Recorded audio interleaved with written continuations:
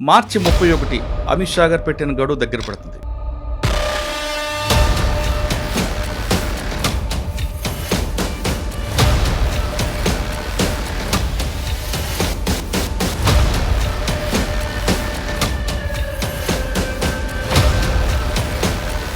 నిన్న ఛత్తీస్గఢ్లో డీజీపీ గారి ముందు దాదాపు 108 మంది లొంగిపోయి వాళ్ళు తుపాకులు కూడా కాకుండా డంపుల్లో ఉన్న 3.5 కోట్ల క్యాష్తో పాటు 1 కేజీ బంగారం కూడా పట్టుకొచ్చిచ్చారు.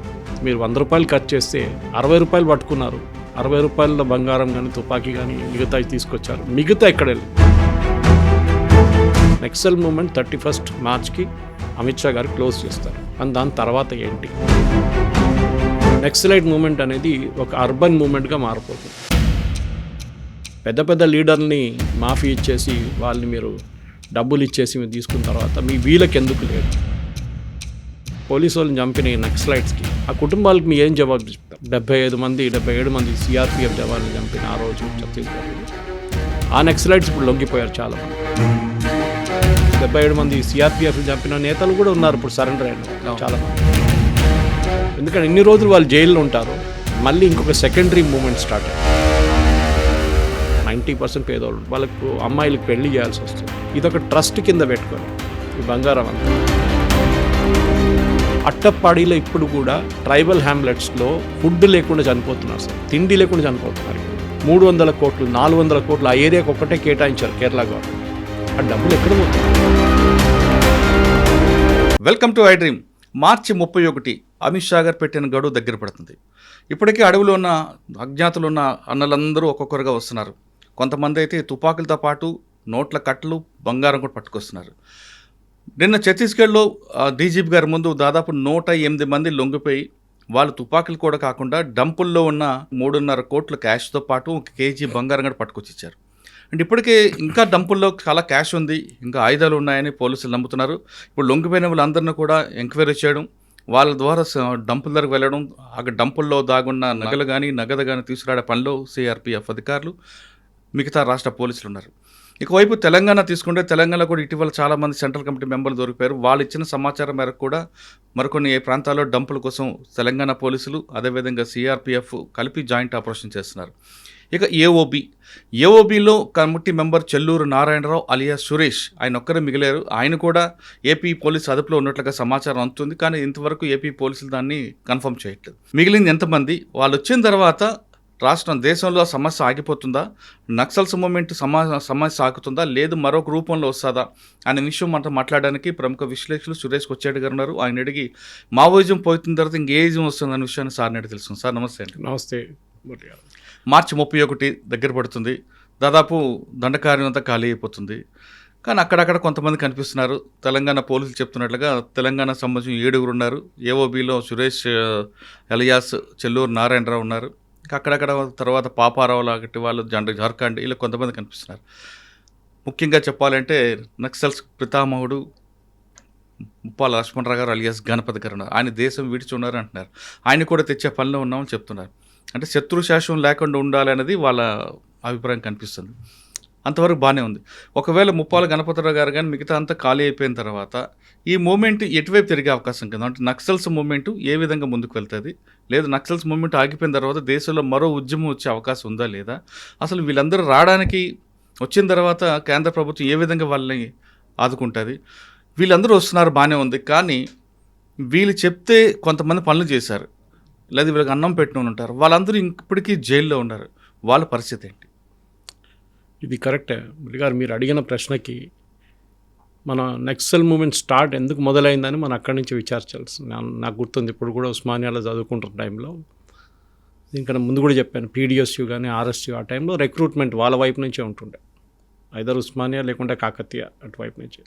మనకు తెలిసింది ఆ టైంలో కూడా ఉమ్మడి ఆంధ్రప్రదేశ్ అప్పుడున్న తెలంగాణ వైపు నుంచే చాలామంది నక్సలైట్ లీడర్లు పైకి వచ్చారు. వాళ్ళే ఆల్మోస్ట్ ఒక 2010 దాకా వాళ్ళ లీడర్షిప్లోనే నక్సలైట్ మూవ్మెంట్ నడిచింది. దాని తర్వాత కొంతమంది జార్ఖండ్ నుంచి, కొంతమంది ఛత్తీస్గఢ్ నుంచి కూడా దళం కమాండర్స్, దాని తర్వాత కొంచెం సెంట్రల్ కమిటీ మెంబర్స్ అయ్యారు. ఇప్పుడు జరుగుతున్న దానికి అమిత్ షా గారు ఒక డెడ్ లైన్ పెట్టారు, మార్చి 31. అమిత్ షా గారు 2-3 డెడ్ లైన్ ఇట్లా పెట్టారు. ఒకటి ఆర్టికల్ 370 జరిగిన టైంలో గొడవ చాలా పెద్ద గొడవ నడుస్తుందని ఇంటెలిజెన్స్ రిపోర్ట్స్ ఉండే, జరిగింది కూడా కొంచెం. బట్ అక్కడ ఓపెన్గా మెహబూబా ముఫ్తీ కానీ ఈవెన్ ఫరూక్ అబ్దుల్లా కూడా ఆ టైంలో చెప్పారు, ఆర్టికల్ 370 తీసేస్తే రోడ్ల మీద రక్తం కానీ అది జరగలేదు. అది ఎందుకంటే ఒక నిశ్చయం తీసుకున్నారు, డిసిషన్ తీసుకున్నారు ఆ టైంలో, ఏదైనా కానీ మేము దీన్ని అడ్డుకుంటామని. అది ఇప్పుడు కూడా నెక్సలైట్ మూమెంట్లో చూపిస్తున్నాను. నేను కూడా నాకు ఇది లాస్ట్ ఇయర్ March 31 అని చెప్పిన నాకు కూడా చాలా మంది డౌట్ ఉండే, ఇది ఎప్పుడు జరగదు. ఎందుకంటే నెక్సలైట్ లీడర్లు ఎప్పుడు దాకా లొంగిపోరో ఇది మూమెంట్ నడుస్తూనే ఉంటుంది. మీరు కింద స్థాయి నుంచి మనుషులు పట్టుకొని వాళ్ళు మీరు చెప్పినట్లు తీసుకెళ్ళి జైలు వేయడమో వాళ్ళతో సరెండర్ చేపిస్తే కూడా నక్సలైట్ మూమెంట్ ఆగదు. ఆగాలంటే top line leadership, central committee కానీ, పాలిట్ బ్యూరో మెంబర్లు కానీ, మిలిటరీ కమాండర్స్ కానీ వీళ్ళని వేసుకుంటేనే నక్సలైట్ మూమెంట్ వీక్ అవుతుందని. అది మనం గవర్నమెంట్లు మారినప్పుడు చూసాం. మధ్యప్రదేశ్, ఛత్తీస్గఢ్లో కొత్త గవర్నమెంట్లు వచ్చారు, ఒడిశాలో కూడా. అప్పుడు దాకా ఒడిశాలో నవీన్ పట్నాయక్, ఇటువైపు కాంగ్రెస్ ఉండే, అటువైపు ఏమో మధ్యప్రదేశ్లో శివరాజ్ సింగ్ చౌహాన్ గారు ఉన్నారు. కానీ కోఆర్డినేషన్ లేకుండా దాని తర్వాత మనం చూసే కొత్త గవర్నమెంట్ వచ్చిన తర్వాత ఎన్కౌంటర్లు మొదలైనవి, కార్గార్ ఆపరేషన్ కానీ మిగతా దాంట్లో చాలా మటుకు. ఇప్పుడు మీరు అడిగిన ప్రశ్నకి ఇప్పుడున్న జైళ్ళ వాళ్ళ సంగతి ఏంటి, ఈ మూమెంట్ ఎట్లా ముందుకు వెళ్తుందని, దీంట్లో 2-3 ఆస్పెక్ట్స్ ఉన్నాయి, సపరేట్గా డీల్ చేయాల్సి వస్తుంది. ఒకటి, నాకు తెలిసిన మట్టుకు తప్పు ఉండొచ్చు, నక్సలైట్ మూమెంట్ అనేది ఒక అర్బన్ మూమెంట్గా మారిపోతుంది. ఇప్పుడు మనం ఆల్రెడీ చూస్తున్నాం దాన్ని. ఢిల్లీ రైట్స్ నుంచి ఫార్మ్ అజిటేషన్, దాని తర్వాత మన ఆర్టికల్ 370 వ్యతిరేకంగా కశ్మీర్లో జరిగిన గొడవలు అన్నీ చూస్తే ఒక అర్బన్ నెక్సల్ మూమెంట్ మొదలైంది. అది అరుంధతి రాయ్ ఉండొచ్చు, మేధా పట్కర్ ఉండొచ్చు, వీళ్ళందరూ చాలామంది ఉన్నారు, యోగేంద్ర యాదవ్ ఇలాంటి వాళ్ళు. కానీ ఆ మూమెంట్ ఆపడానికి చాలా మటుకు మీరు బిలీవ్ చేయరు, దాన్ని వ్యతిరేకిస్తున్న వాళ్ళే కమ్యూనిస్ట్ వాళ్ళే. కేరళలో వీళ్ళని అడుగుబట్టినారు, వెస్ట్ బెంగాల్లో కూడా అంతే, వాళ్ళు కమ్యూనిస్ట్ వాళ్ళు ఉన్నదాకా. మమతా బెనర్జీ కూడా వీళ్ళు అక్కడ రానియరు. అర్బన్ నెక్సల్ మూమెంటే ఇప్పుడున్న గవర్నమెంట్కి అన్నిటికంటే పెద్ద భయం. చాలా మనం అనుకుంటాం వీళ్ళకి తుపాకీ లేదు కదా, power flows from the barrel of the gun అన్నారు, power also flows from the tip of the pen అంటారు. ఇప్పుడున్న సోషల్ మీడియాని వాడుకొని ఇప్పుడున్న యంగ్స్టర్స్ని JNU లాంటి ఇన్స్టిట్యూషన్స్, జాదవ్పూర్ యూనివర్సిటీ లాంటి ప్లేసెస్లో మనం చూస్తున్నాం ఎంత మటుకు గొడవ నడుస్తుంది అనేది. మొన్న కూడా JNUలో ఇట్లనే ఒక గవర్నమెంట్ అజిటేషన్ ఒకటి జరిగింది. ఢిల్లీ యూనివర్సిటీలో ఈవెన్ JNUలో కూడా వాళ్ళ లైబ్రరీలో ఫేస్ రికగ్నిషన్ సిస్టమ్ పెడితే దాన్ని మొత్తం ధ్వంసం చేశారు అక్కడ కొంతమంది. దాని కారణాలు చాలా క్లియర్. మీరు ఒకసారి ఫేస్ రికగ్నిషన్ పెడితే ఏ పోలీసు వాడికైనా మీ ఇన్ఫర్మేషన్ వచ్చేస్తుంది, ఎవడో వెళ్తున్నాడు ఎవడొస్తున్నాడు అనేది, అక్కడ ఉన్న స్టూడెంట్సో బయట నుంచి ఉన్నారు. అదే టైంలో మీరు అప్పుడు తమిళనాడులో స్టెర్లైట్ కాపర్ ప్లాంట్ వ్యతిరేకంగా నడిచిన అజిటేషన్లో చాలా క్లియర్గా ఇప్పుడు డీటెయిల్స్ కూడా బయటకు వస్తున్నాయి. దాన్ని నడిపించింది అంతా ఒక NGO. ఆ NGOకి బ్యాకింగ్ బయట నుంచి వస్తుంది. నేను చెప్పిన రీజన్ ఇప్పుడు మీకు అర్థమవుతుంది, కనెక్ట్ ద డాట్స్ అంటారు ఇంగ్లీష్లో. ఈ అడవిలో ఉన్న నక్సల్ సరెండర్ అయిపోతున్నారు, లీడర్షిప్ కూడా సరెండర్ అయిపోయారు. వాళ్ళకి రీహాబిలిటేషన్ ప్లాన్లు పెట్టి వాళ్ళకి సెంట్రల్ గవర్నమెంట్ పాలసీ ప్రకారం, స్టేట్ గవర్నమెంట్ పాలసీ ప్రకారం వాళ్ళ మీద రివార్డ్ అని ఎత్తివేసి వాళ్ళకి డబ్బులు ఇవ్వడం మొదలు. కొంతమందికి 25 లక్షలు, కొంతమందికి 50 లక్షలు, కొంతమంది ₹1 కోటి ఇస్తున్నారు. వాళ్ళకి ఇల్లు అన్నీ మిగతా సౌకర్యాలన్నీ కల్పిస్తున్నారు. కానీ మీరు అడిగిన ప్రశ్నకి వీళ్ళతో పాటు ఆ టైంలో వీళ్ళకి అన్నం పెట్టిన దానికని, వీళ్ళ కోసం ల్యాండ్ మైళ్ళ కోసం తవ్విన రోడ్ల కోసం కొంతమందికి చాలామంది జైలు వేశారు. వాళ్ళ సంగతి ఏంటి? గవర్నమెంట్కి ఒక పాలసీ రావాల్సి వస్తుంది. ఎందుకంటే మీరు పెద్ద పెద్ద లీడర్ని మాఫీ ఇచ్చేసి వాళ్ళని మీరు డబ్బులు ఇచ్చేసి మీరు తీసుకున్న తర్వాత వీళ్ళకి ఎందుకు లేదు? వీళ్ళ సంగతి ఎవరు అడగట్లేదండి. వీళ్ళ గురించి కాలిన్ గన్జాల్విస్ కానీ, దుష్యంత్ దావే కానీ, మేనకా గురుస్వామి కానీ వీళ్ళెవరు సుప్రీంకోర్టుకి వెళ్ళి వీళ్ళ గురించి ఎందుకు కేసు ఆర్గ్యూ చేయట్లేదు? ఎందుకంటే they are not high value targets, low value targets, వాళ్ళు డిస్పోజబుల్ క్యాడర్స్. వీళ్ళే కదా ప్రొటెక్ట్ చేశారు వీళ్ళందరినీ. ఒక దళం కమాండర్ నుంచి మీరు పాలిట్ బ్యూరో మెంబర్ దాకా మీకున్న outer ring security, inner ring security మీరే చెప్తుంటారు. 2 కిలోమీటర్ల గ్యాప్ ఉంటుంది. వీళ్ళందరూ అదే చేశారు. వాళ్ళకి ఏముండే, జీవితంలో ఏం లేకుండే. యాక్చువల్లీ రూరల్ ఏరియా నుంచి బ్రెయిన్ వాష్ చేసి తీసుకొచ్చారు వీళ్ళందరినీ. ఇప్పుడున్న దాని ప్రకారం, నా అంచనా ప్రకారం వీళ్ళని గవర్నమెంట్ స్ట్రిక్ట్గా ఆఫ్కోర్స్ కండిషన్స్తో రిలీజ్ చేయాల్సి వస్తుంది. వీళ్ళు ఎక్కడైనా వెళ్ళి తుపాకీ పట్టుకుంటారో అది ఇంకో కండిషన్ ఉంటుంది. ఇదే టైంలో మురళి గారు మీరు చూసుంటారు, నిన్న ఒక న్యూస్ వచ్చింది నార్త్ ఈస్ట్ నుంచి. నార్త్ ఈస్ట్లో ఇదే ప్రాబ్లం నడుస్తుంది ఇప్పుడు కూడా. ట్యాక్స్లు కలెక్ట్ చేస్తారు కాంట్రాక్టర్స్ దగ్గర నుంచి. అప్పుడు మీకు గుర్తొస్తుంది ఇక్కడ కూడా అదే జరుగుతుండే ముందని. మైనింగ్ కాంట్రాక్టర్స్ దగ్గర డబ్బులు తీసుకుంటారు. నార్త్ ఈస్ట్లో నిన్న ఒక ఏరియాలో పెద్ద గొడవ జరిగింది నాగాల్యాండ్లో. దాని తర్వాత అక్కడ ఉన్న గవర్నమెంట్ దాన్ని ఒక రోడ్ వేయడం ఉండే, అది నడుస్తున్నప్పుడు బ్యాన్ చేశారు.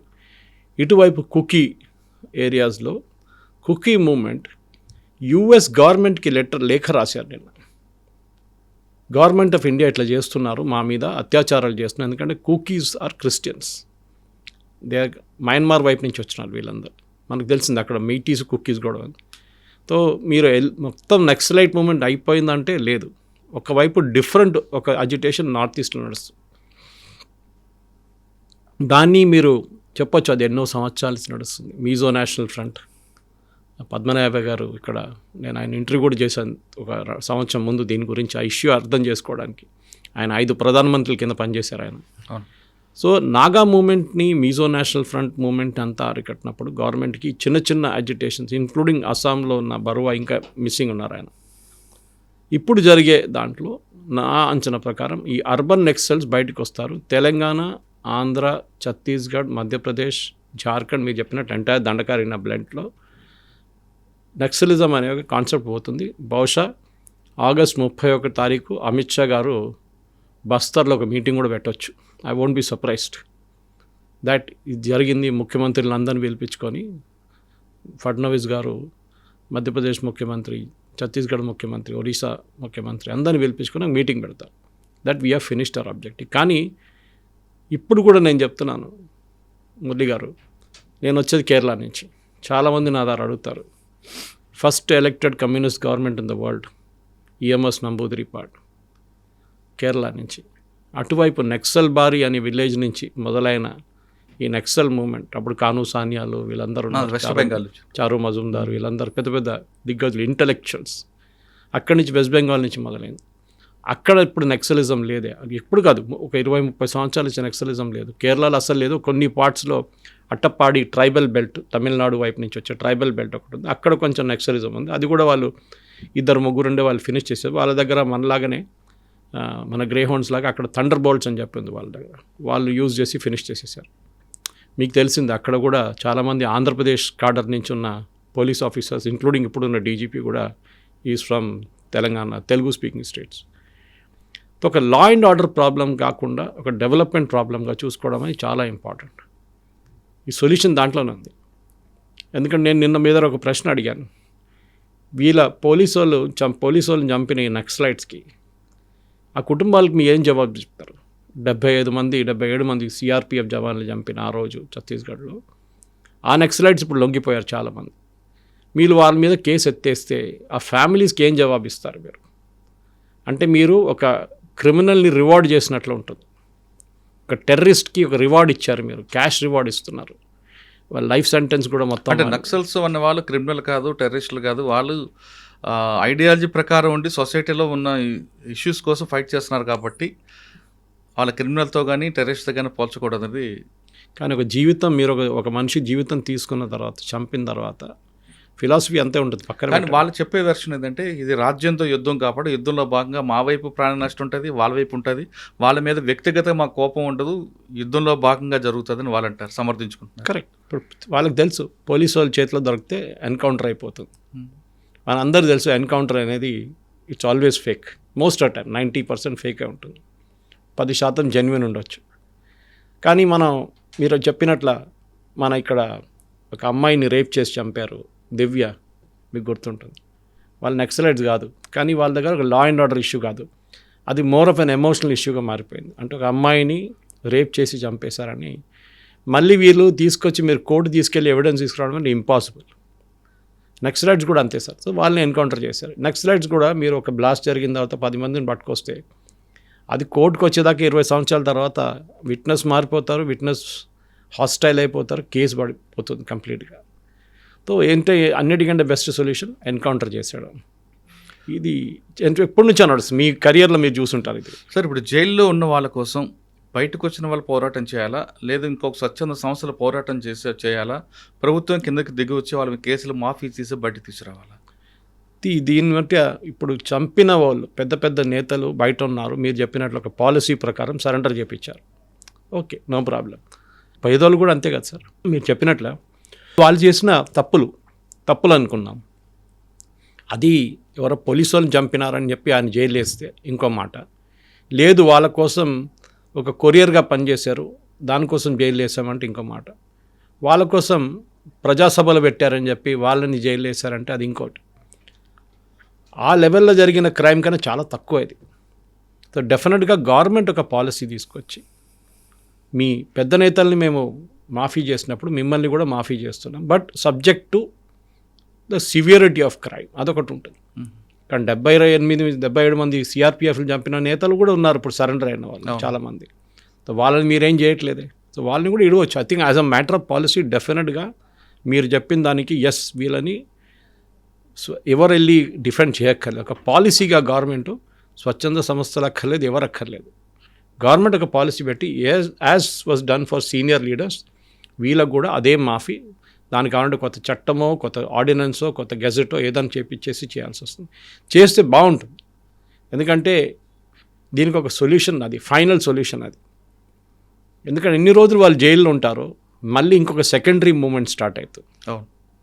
ఇది నాకు కూడా ఒక భయం ఉంది. ఎందుకంటే సెకండరీ మూమెంట్ అంత పెద్ద లెవెల్కి వెళ్ళదు అనుకోండి, కానీ సెకండరీ మూమెంట్ ఉంటుంది. ఒక పోలీస్ ఇన్ఫార్మర్గా ఎవరినైనా చంపినా కానీ అట్లాంటి జరిగిన పరిస్థితుల్లో ఎస్, ఒక సివియరిటీ ఆఫ్ క్రైమ్ చూసి ఐ థింక్ 90 నుంచి 95% మందిని జైలు నుంచి బయటికి తీసుకురావచ్చు. మురళి గారు సార్, ఇప్పుడు సరెండర్ అయిన వచ్చిన ఇన్ఫర్మేషన్ ప్రకారం డంపుల్లో చూస్తుంటే కోట్లాది రూపాయల నగదు, కోట్ల కేజీలు కూడా బంగారం దొరుకుతుంది. అంటే వాళ్ళు కలెక్ట్ చేసిందంతా కూడా పార్టీ ఫండ్కే తప్ప వ్యక్తిగతం కాదన్న విషయం చాలామందికి తెలుస్తుంది. కానీ ఇవన్నీ చూసిన తర్వాత కింద వాళ్ళకి ఏమనిపిస్తుంది, ప్రజలకి ఏమనిపిస్తుంది అంటే మరి నక్సల్దార్ ఇంత డబ్బు ఉందా అనుకుంటారు, ఇంతవరకు ఆయుధాలు ఉన్నాయి అనుకున్నారు వాళ్ళు. మీకు నాకనే బాగా మీకు తెలుసు మురళి గారు, 100 రూపాయలు కలెక్ట్ చేస్తే ఒక certain percentage central military commission పెట్టుకుంటుంది, మిగతా కింద స్థాయి వాళ్ళకి వెళ్తుంది. ఆయుధాలు కొనేది ఇంకొక టీము, ఐఈడి కొనలేడు ఇంకో టీము, దాని తర్వాత యూనిఫామ్లు మిగతా దానికి ఇంకోటి, ఆపరేషనల్ ఎక్స్పెన్సెస్ ఇంకోటి. మీరు 80% లేకుంటే 70%, 60% డబ్బులు ఇప్పుడు పట్టుకుంటున్నారు డంపుల నుంచి. కొంతమంది 20 నుంచి 25% దేశ బయటకు కూడా తీసుకెళ్లారు. దానికి ప్రూఫ్ కూడా ఉంది. అది ఎట్లా తీసుకొస్తారు? అది ఎవరి దగ్గర ఉంది? దీనికి ఆడిట్ లేదు, ఏం లేదు. మీరు 100 రూపాయలు ఖర్చు చేస్తే 60 రూపాయలు పట్టుకున్నారు. 60 రూపాయల బంగారం కానీ తుపాకీ కానీ మిగతా తీసుకొచ్చారు. మిగతా ఎక్కడ వెళ్ళింది? ఇది ప్రశ్నకు వస్తుంది. అప్పుడు గణపతి లాంటి వాళ్ళు పిక్చర్లు వస్తారు. ఎందుకంటే వీళ్ళు ఎవరైనా కానీ ఒక లైఫ్ స్టైల్ అంటే అంత లగ్జూరియస్ లైఫ్ స్టైల్ కానీ ఒక లైఫ్ స్టైల్ లీడ్ చేయాలంటే వీళ్ళకి డబ్బులు కావాల్సి.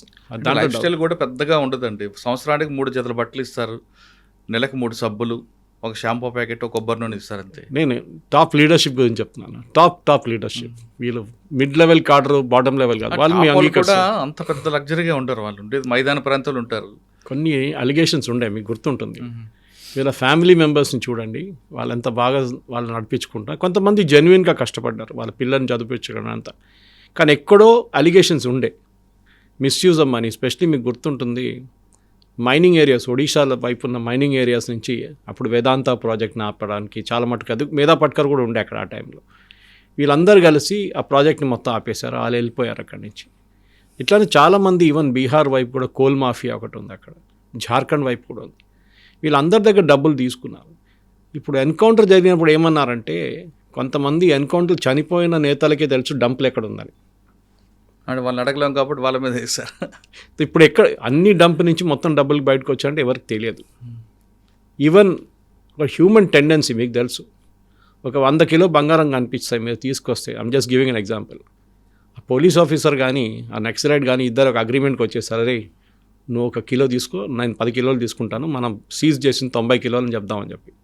ఒక హ్యూమన్ టెండెన్సీ ఉంటుంది, అది కూడా జరగవచ్చు. సో మనం ఇక్కడ ఏం జరగాలంటే డంప్స్, ఎస్ వీళ్ళొక ఒక మూమెంట్ నడిపించాలంట. అది మీరు వియట్నాంలో జరిగిన అమెరికా వ్యతిరేకంగా జరిగిన గెరిలా వార్ఫేర్ కానీ అట్లాంటి చిన్న చిన్న చాలా మటుకు ఈవెన్ తాలిబాన్ నడిపేయడానికి ఆఫ్ఘనిస్తాన్లో ఉన్న పాపీ కల్టివేషన్తో వచ్చే డబ్బులు కూడా చాలా మటుకు మిస్యూజ్ అవుతుంది. జెన్యున్గా 60% వాడుకుంటారు, 40% పోతుంది. And I'm still believe in it strongly. ఎందుకంటే కమ్యూనికేషన్ ఎక్విప్మెంట్ ఫర్ ఎగ్జాంపుల్ వీళ్ళు మొబైల్ ఫోన్ కొంత సంవత్సరాల దాకా వాడలేదు, ఎందుకంటే వాళ్ళకి తెలుసు పోలీసు వాళ్ళు ట్రాక్ చేస్తారు. శాటిలైట్ ఫోన్ తీసుకొచ్చారు, ఇరిడియం ఫోన్స్ తీసుకొచ్చారు, మళ్ళీ పోలీసు వాళ్ళు దాన్ని కూడా ట్రాక్ చేయడం మొదలుపెట్టారు. అప్పుడు ఇరిడియం పక్కన పెట్టేశారు. తర్వాత మొబైల్ టవర్స్ వచ్చిన తర్వాతనే సుక్మా కానీ కాన్కేర్ లాంటి ఏరియాస్లో మొబైల్ ఫోన్ టవర్స్ వచ్చిన తర్వాతనే వీళ్ళు కూడా కొంచెం వాడడం మొదలుపెట్టారు మొబైల్ ఫోన్స్. కానీ the end of the day మీరు చెప్పిన ప్రశ్నకి 2 పాయింట్స్ ఉన్నాయి సార్, 2 మెయిన్ పాయింట్స్. ఒకటి, ఇప్పుడు జైల్లో ఉన్న ఈ నక్సలైట్స్ వాళ్ళది సంగతి ఏంటి అంటే, నక్సలైట్స్ అని చెప్పలేము, వాళ్ళు సింపథైజర్స్ అని చెప్పొచ్చు. వాళ్ళని ఫ్రీగా ఇవ్వాల్సిందే, depending on unless hard core crime, murder, rape ఏదైనా జరిగిందంటే అది ఇంకో సపరేట్. రెండవది, ఈ బంగారం పట్టుకున్న బంగారం పాలసీ ఏంటి, పట్టుకున్న డంప్ నుంచి వచ్చే డబ్బులు పాలసీ ఏంటి. మిగతా ఆయుధాలన్నీ పక్కన పెట్టండి, అది పోలీసు వాళ్ళు ఉపయోగించుకుంటారు, వాళ్ళు యూజ్ చేసుకుంటారు కావాలంటే. కానీ ఈ డబ్బులు వచ్చిన దానికి నేను అనుకుంటాను, నా అంచనా ప్రకారం అది గవర్నమెంట్ ఖజానాలు పడితే అది ఎక్కడో పోతుంది, ఎవడికో శాలరీగా లేకుంటే పెన్షన్గా లేకుంటే ఏదో ఫ్రీబీగా పోతుంది. అది దానికి వీళ్ళ కోసం ఇల్లు కట్టడానికి గవర్నమెంట్ ఏదో డబ్బులు ఖర్చు పెడుతున్నారంట, దానికి వాడుకోవచ్చా? నాకు ఒక ప్రశ్న ఉంది, మీరే ఆన్సర్ చేయాలి, ఎందుకంటే మీరు ఈ ఫీల్డ్లో చాలా పనిచేశారు. దాన్ని వాడుకోవచ్చా అని కాదు, కానీ వీళ్ళు ప్రజల డబ్బులే తీసుకున్నారు కాబట్టి ఆ డబ్బుల్ని మళ్ళీ ఆదివాసుల కోసం ఖర్చు పెడితే డెవలప్మెంట్ చేస్తే ఇంక బెటర్ అనిపిస్తుంది. కానీ దానికి ఒక సిస్టమ్ ఉండాలి కదా సార్. గవర్నమెంట్ అంటే పెద్దగా బావి, ఆ సిస్టంలో పెట్టి దీనికి ఒక అకౌంటబుల్ చూసి వాళ్ళు ఎక్కడైతే డబ్బులు తీసుకొచ్చారో ఆ డబ్బులతోని ఆదివాసుల డెవలప్మెంట్ కార్యక్రమం చేపడితే ఫస్ట్ అని నా వ్యక్తిగత అభిప్రాయం. నల్లమల నుంచి సార్ మీకు తెలుసు, నల్లమల నుంచి నక్సలిజం ఎందుకు పోయింది సార్ చెప్పండి నాకు. నల్లమలని పోవడం కంటే ప్రజల నుంచి వ్యతిరేకత వచ్చింది, ప్రజలు దూరం అయ్యారు, చెంచులందరూ కూడా నక్సల్స్కి దూరం అయ్యారు. ఎందుకంటే చెంచుల డెవలప్మెంట్ కోసం గవర్నమెంట్ చేసింది చాలా కార్యక్రమాలు. వాళ్ళకి ఫారెస్ట్ వాచెస్గా పెట్టుకున్నారు వాళ్ళు. గిరిజన్ డెవలప్మెంట్ కార్పొరేషన్ గమ్ కలెక్షన్లో కానీ హనీ కలెక్షన్ అన్నింటిలో వాళ్ళకి ఇన్వాల్వ్ చేశారు కాబట్టి వాళ్ళే దూరం అయ్యారు. ఇది ఒకవైపు పోలీస్ కూంబింగ్, కరెక్ట్, 4 జిల్లాల సరిహద్దు ఒకేసారి రౌండ్ అప్ చేయడంతో మీరు ఆత్మకూరు నుంచి అటువైపు దాకా, ఇక్కడ మహబూబ్ నగర్ నుంచి మీరు కర్నూలు, ప్రకాశం, ఇవన్నీ గుంటూరు, ఇవన్నీ కూడా ఒకేసారి 7 జిల్లాలు వస్తుంది కదా, అప్రాక్సిమేట్లీ 6-7 జిల్లాలు వస్తుంది, నల్గొండ. సో ఇట్లాంటి పరిస్థితుల్లో కాంకేర్ కానీ సుక్మా కానీ బీజాపూర్ కానీ ఇటువైపు గడ్రిచోలి కానీ డెవలప్మెంట్ ఎందుకు చేయకూడదు? ఫడ్నవీస్ గారు ఒక 12-14 ప్రాజెక్టులు శంకుస్థాపన వేశారు, దాంట్లో ఎంత డెవలప్మెంట్కి వస్తుందో చూద్దామని. గచ్చిరోలి ఏదో డిఫరెంట్గా డెవలప్మెంట్ అవుతుంది, ఎందుకంటే ఫడ్నీస్ గారు నేటివ్ ప్లేస్ కూడా అందులో ఉంది, మూల్ అనే విలేజ్ ఉంటుంది. కరెక్ట్, ఆ ప్రాంతంలో బ్రహ్మాండం డెవలప్మెంట్ అవుతున్నాయండి, మంచి మంచి ప్రాజెక్ట్స్ వస్తున్నాయి. ఇక్కడ కూడా మీరు చెప్పిన దానికి ప్రకారం ఈ డబ్బులు వాడుకొని ఈ బంగారం వాడుకొని, ఇప్పుడు దాంట్లో కూడా చూడండి, నేను ఒక ఎగ్జాంపుల్ ఇస్తాను మీకు. దీంట్లో చాలామంది పేదోళ్ళు ఉంటారు, చాలామంది కాదు 90% పేదోళ్ళు ఉంటారు, వాళ్ళకు అమ్మాయిలకు పెళ్లి చేయాల్సి వస్తుంది. ఇదొక ట్రస్ట్ కింద పెట్టుకొని ఈ బంగారం అంతా ఈ పిల్లల వెడ్డింగ్ కూడా యూజ్ చేసుకోవచ్చు, చాలా మటుకు పెళ్ళికి యూజ్ చేసుకోవచ్చు. కానీ దానికి ఒక ఇండిపెండెంట్, అకౌంటబుల్, చాలా ఆనెస్ట్, క్రెడిబుల్ ఉన్న ఇంక్లూడింగ్ జ్యుడిషియల్ ఆఫీసర్స్, రిటైర్డ్ ఆఫీసర్ని పెడితే బాగుంటుంది అని నా అంచనా. కానీ ఇది whole problem boils down to simple. ఇదంతా అయిపోయిన తర్వాత బంగారం పక్కన పెట్టండి, ఆయుధాలు పక్కన పెట్టండి, సరెండర్ పక్కన పెట్టండి, మీరు నక్సల్ లీడర్స్ని హైటెక్ సిటీ తిప్పుతున్నారు, వాళ్ళు చూస్తున్నారు డెవలప్మెంట్ అంటే ఏంటి అంటే, మా ఊర్లో ఉన్న పిల్లలకి ఇప్పుడు ఉద్యోగం వస్తుంది, వాళ్ళు ఇప్పుడు నక్సల్ మూమెంట్లో ఒక 20 సంవత్సరాల తర్వాత, ఇప్పుడు 10 సంవత్సరాల తర్వాత 20 సంవత్సరాల తర్వాత ఈ నక్సల్ మూమెంట్లో జరిగిన తప్పుల గురించి ఒక వైట్ పేపర్ ఉంటుందా లేదా, అదొక మెయిన్ క్వశ్చన్. ఎందుకు జరిగింది? ఎందుకంటే మనమైతే 70s నుంచి మోడల్ స్కూల్లో చదివాను నేను ఉస్మానియా, ఆ టైంలో చూశాను అక్కడి నుంచి. తర్వాత Osmania the bedrock for it. కానీ ఆ డెవలప్మెంట్ మీదే అదంతా నడిచింది. దానికోసం కేరళ అండ్ వెస్ట్ బెంగాల్ ఎగ్జాంపుల్ ఇచ్చాను మీకు. ఎస్, నక్సల్ మూమెంట్ 31st మార్చ్కి అమిత్ షా గారు క్లోజ్ చేస్తారు. కానీ దాని తర్వాత ఏంటి? సార్ మార్చ్ 31st అవ్వసరికి గణపతి గారు కానీ మిగతా వాళ్ళు కానీ బయట రాకపోతే క్లోజ్ అవుతుందా? దీన్ని కంటిన్యూ ఎక్స్టెన్షన్ చేసుకుంటారు? అది ఎక్స్టెన్షన్ చేయరు, అంటే వాళ్ళు డిక్లేర్ చేసేస్తారు అయిపోయింది. దే ఆర్ కనిపించట్లేదు, వాళ్ళు వస్తే సరెండర్ తీసుకుంటారు అంతే. కానీ మ్యాక్సిమం మీకు తెలిసిందే, వీళ్ళ ఫుట్ సోల్జర్స్ సరెండర్ చేస్తున్నారు, bottom of the pyramid surrender చేస్తున్నారు. ముందు ఆక్సిజన్ కట్ చేశారు, ఆటోమేటిక్ బయటకు రావాలి. టాప్ లీడర్షిప్ అంతా సరెండర్ అయినప్పుడు మిడ్ లెవెల్ బాటమ్ లెవెల్కి వాళ్ళకి మోటివేషన్ ఉండొచ్చు సార్, వాళ్ళు గైడ్ చేయడానికి ఎవరు లేరు. అవును, మిలిటరీ కమిషన్ లేదు, ఆర్గనైజేషన్ చేయడానికి ఉంటారు కదా, మైండ్లు తయారు చేసేటోడు లేడు, అందరు లొంగిపోయారు కదా. దీని తర్వాత వీళ్ళని పార్టీకి 3 ఉంటాయండి, మావోయిస్ట్ పార్టీకి.